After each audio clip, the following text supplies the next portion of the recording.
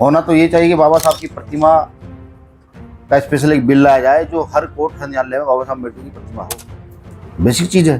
किसी भी देश की व्यवस्था को चलाने के लिए पहले व्यक्ति को खुद के राइट्स पता होने चाहिए, जब तो वो देशभक्त बनेगा। और जिनकी बात मैं कर रहा हूँ कि योगी आदित्यनाथ जी, अगर उनके पिछले इतिहास में जाए, संघ के इतिहास में जाए, उन्होंने कभी देश को प्योरिटी दी नहीं है।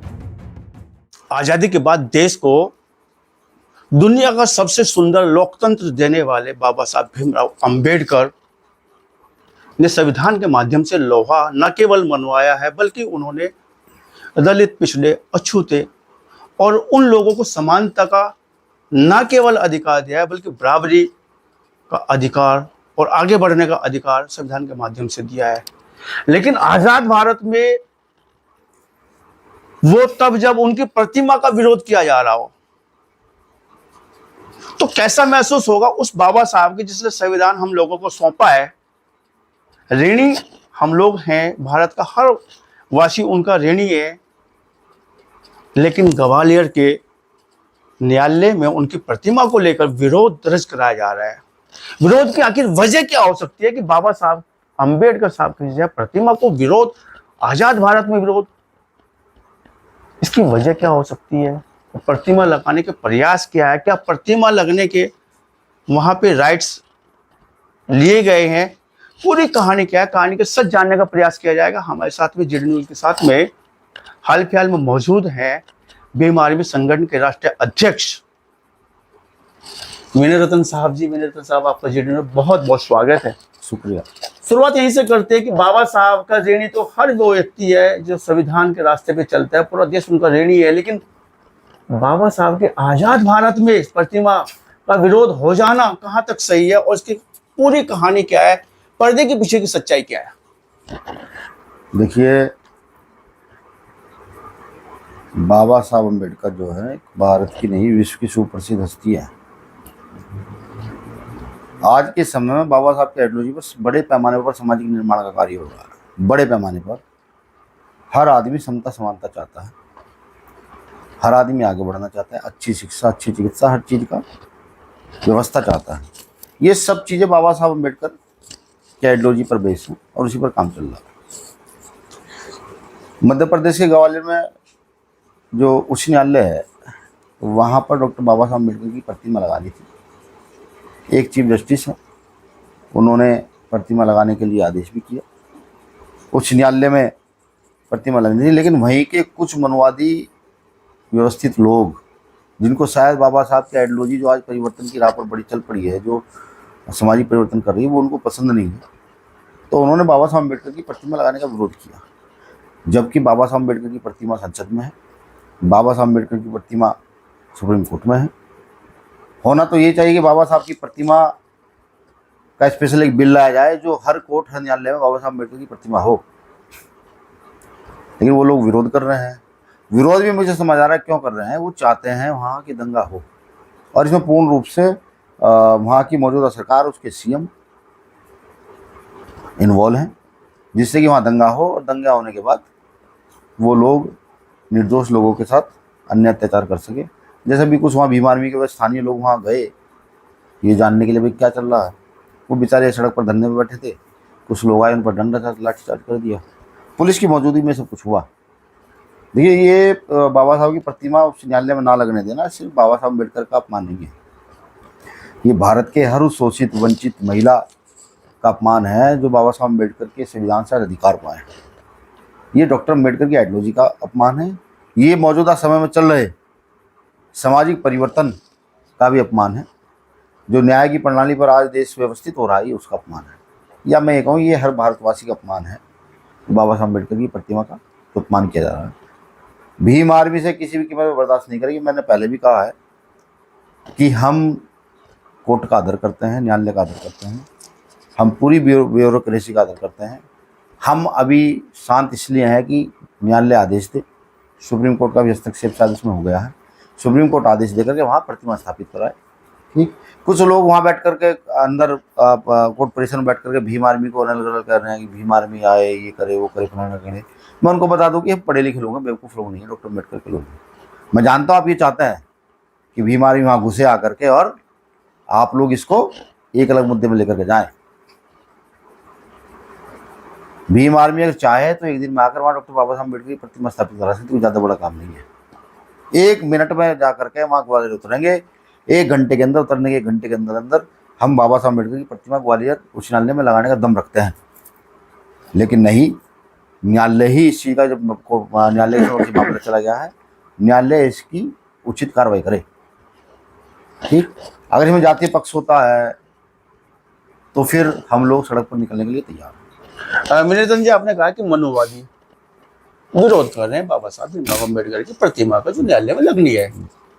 मनुवादी किसको कहते हैं आप, या कौन सा वो वर्ग है जिसको हम मनुवादी मानते हैं? कौन सा वो वर्ग है जो बाबा साहब अम्बेडकर के विचारों का दमन करना चाहता है, विचारों की हत्या करना चाहता है, प्रतिमा का विरोध करना चाहता है? देखिए, सही मायने में मनुवादी कोई जाति को नहीं कहा जा सकता। जो भी गैर बराबरी की व्यवस्था में विश्वास रखता है, जो भी महापुरुषों का विरोध करता है, जो भी महिला पुरुष में जाति धर्म में विश्वास करता है, वो मनुवादी है। ऐसे लोगों को फिल्ट्रेशन आप कैसे करते हैं?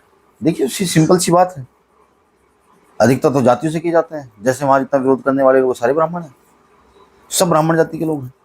ब्राह्मणवाद नहीं चाहता कि बाबा साहब के प्रतिमा लगे।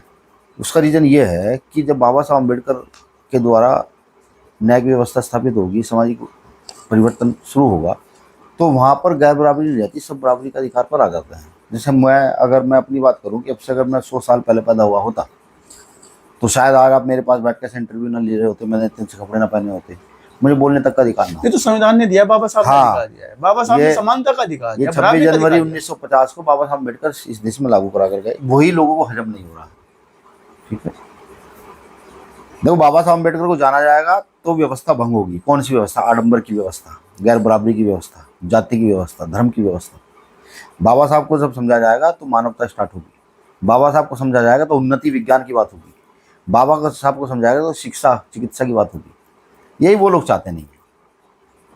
देश संविधान से चलेगा या मनुवादी आइडियोलॉजी से चलेगा? देखिए, किस पे चलाना चाहते हैं वो लोग जिसकी आप बात कर रहे हैं? सीधी सी बात है, अभी योगी आदित्यनाथ जी ने स्कूलों में रामायण का पाठ कराना शुरू किया कि रामायण वहाँ पढ़ाई जाए।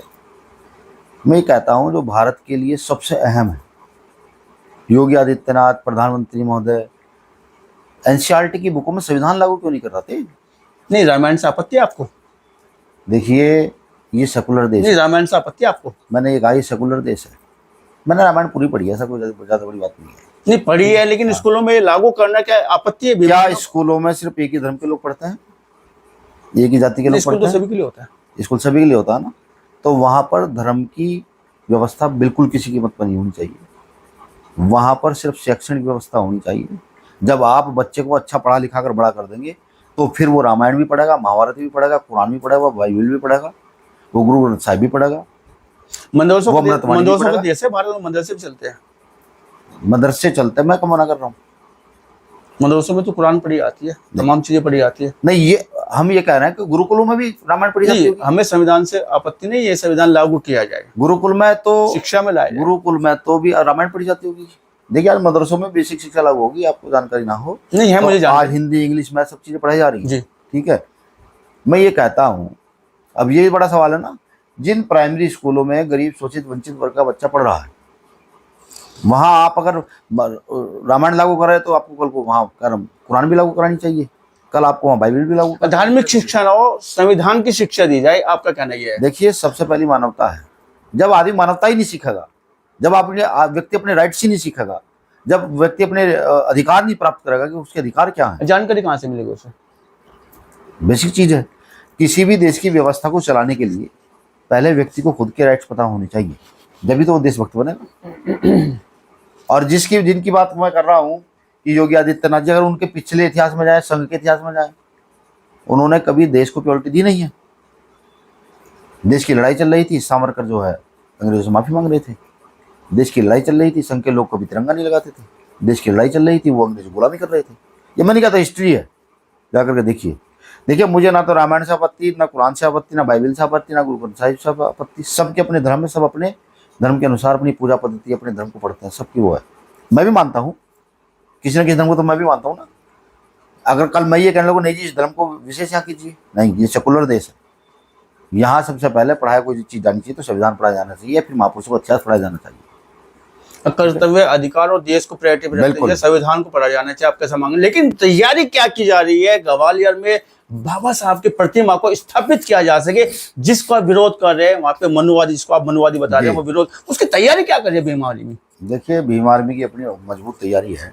अभी 22 तारीख में पूरे मध्य प्रदेश में हम ज्ञापन के माध्यम से सर्वोच्च न्यायालय दिल्ली व राष्ट्रपति माननीय द्रौपदी मुर्मू को एक लेटर, ज्ञापन के माध्यम से संदेश भेजेंगे कि इसमें वो हस्तक्षेप करके वहाँ डॉक्टर बाबा साहब अम्बेडकर की प्रतिमा को स्थापित करने का काम करें।